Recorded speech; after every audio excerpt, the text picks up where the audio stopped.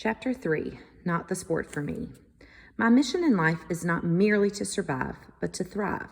Maya Angelou. Why are you wearing that tablecloth on your head? Jack Bowman, the middle school bully, sneered. I gritted my teeth and held back the tears that were pressing against my eyelids. Now that I was wearing hijab to school every day, my life had gotten complicated. Middle school is typically about fitting in, and that's all I wanted to do. On the other hand, I was a good student. I had a few close friends, and most of my teachers loved me. But it was impossible for me ever to blend in with the crowd. Because of my hijab, I'd never be like everyone else. My hijab was part of me, though. I didn't see why it made me any different from any other kids. So what? I wore a scarf to cover my hair. Why was that such a big deal? Other people projected that difference on me. My hijab was also a sign of my maturity and faithfulness to Allah. But I didn't need anyone at Maplewood Middle School to acknowledge that. I just wanted my hijab to be a non-issue. One of the biggest problems Muslims in America face is that they are often misunderstood. People don't know that Islam is one of three Abrahamic faiths, Christianity and Judaism being the other two. They don't know that Muslims recognize Moses, Abraham, and Jesus as prophets. Though we follow the teachings of a prophet, Muhammad, we worship the same God as Christians and Jews do. We simply refer to God as Allah. Many people assume Islam is a foreign religion associated with radicals. The truth is, if people understood the 5 pillars we live by, believe in one God, pray 5 times a day, give to the poor, make a pilgrimage to Mecca, the Islamic holy city in Saudi Arabia, and fast during Ramadan, our most sacred month, they probably rethink their attitudes. Sure, we do things a little differently than some people, but I never understood why that was a justification for others to be cruel. There was this one kid, Mike Jackson. For some reason, Mike wouldn't accept that I had the same rights to attend Maplewood Middle School as he did. He teased me whenever possible. My friends told me to ignore him, which I tried to do, but it was hard because I never knew where or when he'd show up. One day in 7th grade, I was in art class and we were working with oil paints. I was excited to get started because I loved painting. I was concentrating hard, blending the paints to get the colors I wanted, so I didn't notice the shadow creeping up behind me. Suddenly, I was blinded by a huge pain in my left arm. Ow! I cried out. Mike Jackson was standing next to me with a smirk on his face. Sorry, he said, but he obviously didn't mean it. He had taken advantage of the fact that Miss Murphy had stepped out into the hall and had punched me as hard as he could in front of everyone. I could barely see straight from the pain and the humiliation. I'm going to tell my brother you hit me, I said, fuming. Mike shrugged and walked away. I tried my best to focus on my painting, but all I could see was red. I held my face down so no one could witness the hot, angry tears running down my cheeks. Then I wiped my face with my shirt sleeve and tried to pull myself together. Deep breaths, Ibtihaj, I told myself, remembering what my mom had said to me the day at 3rd grade when Delia Sanders and her brother Justin threw snowballs at me after school. She made me take deep breaths and reminded me that Allah rewarded the kind. So let it go, she said. As soon as the last bell rang, I found my brother. What's up, he said when he saw me. I need your help, I said, pulling him away from his group of friends. I told Quraib about Mike hitting me in the arm. I said that I'd tell you what he did, but he didn't care. You have to talk to him. He can't do this again. Quraib looked angry. Which one is he asked, already looking around the back lawn of the school where all the students were dismissed. He's not going to get away with this. I was so grateful I had a brother who wasn't afraid to stick up for me. I scanned the crowd of students pouring out of the middle school building and quickly spotted Mike. That's him, I said, the ugly one with the red shirt. My brother gave me a look of surprise. Mike wasn't very big or scary looking. Are you sure he punched you on purpose? Yeah, I'm sure, I said with confidence. He teases me all the time. All right, come on. He started pushing through the crowds towards where Mike was standing with a bunch of his friends. Yo, Mike, why'd you punch my sister? Quraib said, balling his hands into fists and puffing up his chest and shoulders. He almost looked like he'd forgotten to take off his football padding. I didn't punch her hard, Mike said, flustered. I was just playing around, and before Mike could finish his sentence, pow! Quraib punched him in the arm. Don't you ever touch my sister again, Quraib said, with extra grit in his voice. I don't know if it was the pain or the embarrassment of being punched by an 8th grader in front of his friends, or a combination of the two, but Mike started crying. I watched him in tears. Watching him in tears didn't make me feel good, as I thought it would. But Mike never bothered me again. Unfortunately, there are always others to take his place. "Mommy, do I have to wear my hijab today?" I asked early one morning. My mother stopped what she was doing and gave me a look that could have been pity, shame, or disappointment. "Yes, you have to wear it," my mother sighed. "It might be harms at times, but remember, this is part of Allah's plan. I promise as you get older, you'll understand that wearing a hijab is a gift, not a punishment." She was right, and I did eventually come to see hijab as a gift, but my 7th grade self, who just wanted to feel like everyone else and avoid bullying, wasn't fully convinced. Still, I put on my hijab that day and never again asked if I could leave it at home. I tolerated the teasing and tried to keep my attention on things I loved about school. It wasn't always easy, but I could tell myself that if I got good grades and was the smartest in the class, I would be happy enough. Like any bullied kid, though, sometimes I would fantasize about the future when I would be successful and famous, and I would come back to Maplewood and find all the people who'd made my life difficult, and I would say to them, "See, you thought you could break me, but you didn't." My mom and dad were the other reason I tried to do well in school. Like many parents, especially those in the Muslim community, my parents demanded academic excellence from their children. If we didn't bring home all A's on our report card, they punished us. My parents also had high expectations for our professional future. They expected us to choose one of 2 prestigious careers, doctor or lawyer. As soon as I turned 11, my mother enrolled me in summer pre-college programs at places like New Jersey Institute of Technology and the University of Medicine and Dentistry of New Jersey. These courses were specifically targeted to high-achieving Black and Latino children, and I loved that the teacher praised me for being smart and hardworking. As a bonus, everyone looked like me, brown, even the teachers. There weren't any other Muslim students, but the sense of inclusion there still made me feel like I could be myself and never worry about ignorant person saying something mean to me. The philosophy behind these selective summer programs was to get minority children on a college prep track as soon as possible. Not only did we have advanced academic classes, we were also taught time management skills, essay writing, public speaking. The teachers showed us college applications and how to apply for financial aid. They didn't promise us anything, but they told us if we worked hard and took advantage of every opportunity presented to us, we would succeed. The first summer I attended the program, I met a girl named Damaris who lived in South Orange, a neighborhood town to Maplewood. Damaris's mother was Black and her father was Filipino. She had golden honey skin and almost the same color as mine and a nice smile. Despite her biracial background, Damaris strongly identified as Black. She was always quoting famous Black writers and activists.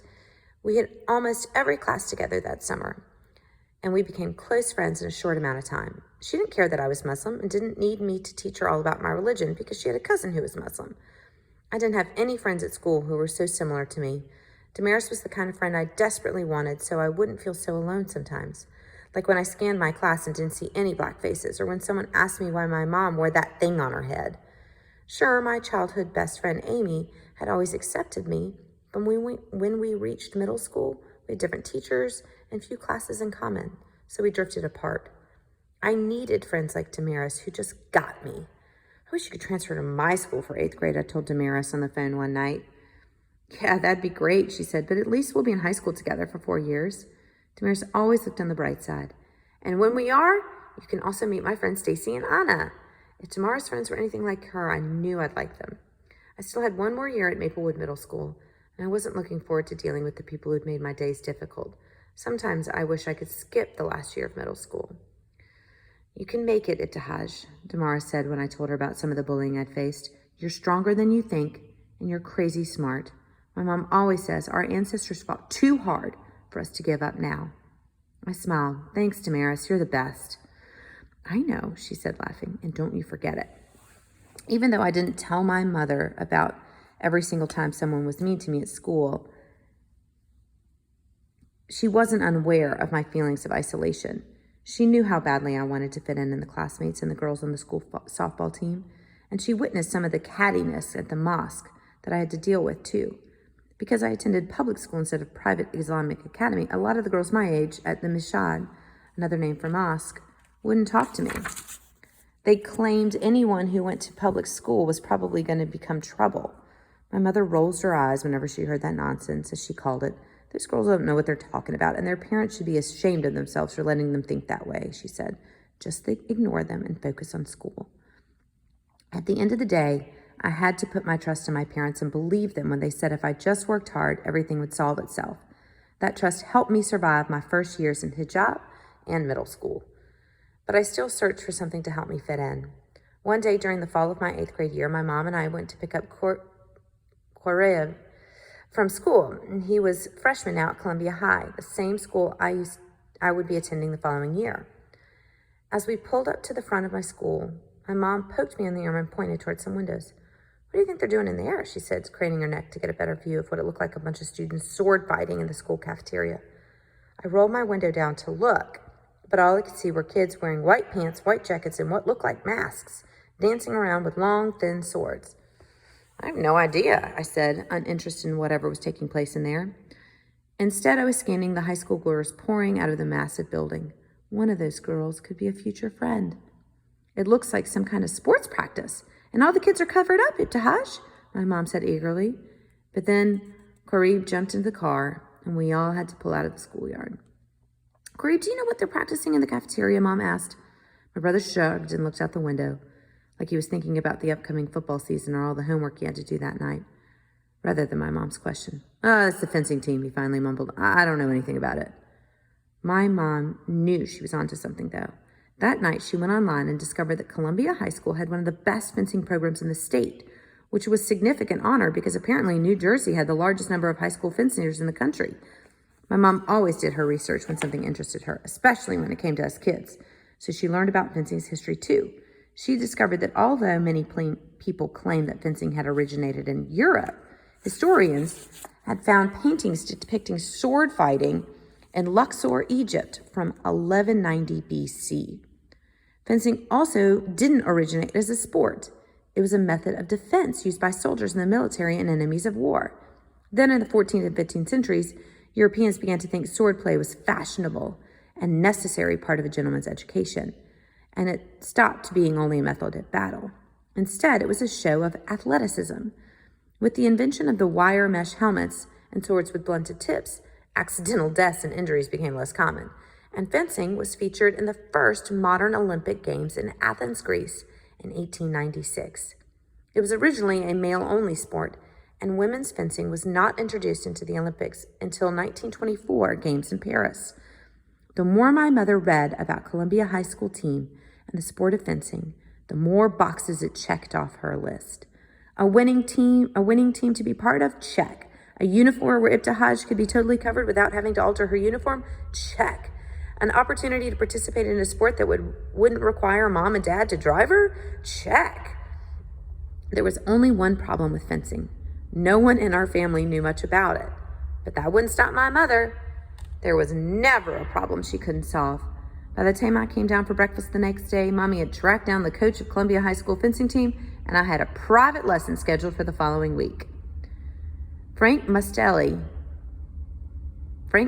was a legend in the local fencing community. He had been a college fencing champion at Montclair State College during his junior and senior years, and both of his daughters were successful college fencers.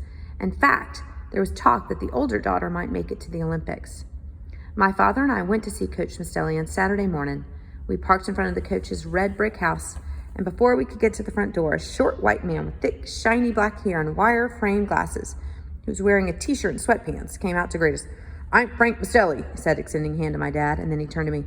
How do you pronounce your name, young lady? It's Ibtihaj, I said shyly. Ibtihaj, he repeated. That's an interesting name. I like it. Now let's go get started. The coach led us down his long driveway into the garage. Inside the garage looked like a mini gymnasium. There were a bunch of swords balanced on racks, a long narrow strip painted on the floor, and some bright red electrical boxes, which I later found out were used to attach cords to the swords to track how many points each fencer made. Come over here, Ibtihaj, Coach Mustelli said. We only have 30 minutes, so let's get right to it. My dad found a chair in the corner and sat down. Ibtihaj, first lesson. Fencing is like physical chess. You have to be strong and strategic, the coach said. And I nodded and tried to keep the word strong and strategic in my forefront of my mind. But my mind was racing. This was the first one-on-one lesson I'd ever had, and it didn't feel comfortable to be so close to a man who wasn't related to me. You have to be quick, Coach continued. Fencing is all about speed and agility. It's strategy. It's technique. Everything comes at you within a millisecond of a second. You think you can handle that? That's a lot to process, I thought nervously. But before I could answer, Coach Maselli grabbed a sword and demonstrated what a fencer should look like in action. This is the strip. He pointed to the long, narrow, red rectangle on the floor. All fencing takes place on this strip. If you step off the strip or get pushed off, game over. Got it? With his sword in the air, the coach proceeded to move back and forth on the strip in a series of lunges and quick steps, all while jabbing and thrusting his sword forward and backward. I felt my eyes grow wide. I sneaked a peek at my dad, whose face was emotionless. I turned back to watch. Now let's show you how to move on the strip. Come here. Come up, stand over here with me. I walked over to the strip and faced Coach Maselli. I could barely look him in the eye. I felt incredibly self-conscious. Okay, Ibtihaj, Coach Maselli started. Here's what I want you to do. Put your right leg in front of you and then bend it like you're doing a lunge. I did what he said, but he wasn't satisfied. Straighten that back leg. The coach must have sensed my nervousness because before he put his hands on my back leg, he announced, I'm just going to adjust your leg here a bit.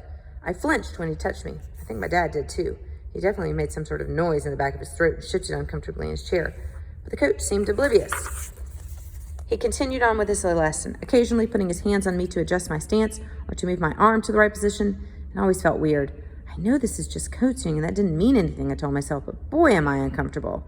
Coach Maselli taught me how to lunge forward and then scoot right back. Lunge forward, scoot right back. It all felt awkward. And when it wasn't, it was just boring. There wasn't a lot of action happening. My body felt strange in the neutral fencing position with my knees bent and pointed outward. I could also sense Abdu's discomfort. He kept shifting in his seat every time the coach put his hand on my leg or waist. Because we both understood that coach's adjustments were simply a part of the lesson, we didn't say anything. But it was still unusual and awkward for me, not to mention Abu. This kind of close interaction between unrelated men and women isn't normal for Muslims. So when the coach finally said our time was up, I let out a sigh of relief, and I know my dad too. When we got home, my mom could barely wait for us to walk through the door. How was it, Ibtihaj? She asked, looking a look of anticipation on her face. I glanced to my father, who answered for the both of us. Ibtihaj will not be fencing. My mom looks confused. Why? What happened? That man had his hands all over her. My mother turned to me for confirmation. You didn't like it, baby? I agreed with my dad. It was okay. I don't know, I said. I didn't feel very comfortable in that garage, and it wasn't all that exciting. My mom nodded. There was nothing more to talk about, so I headed for the stairs, knowing that fencing wasn't going to be the sport for me.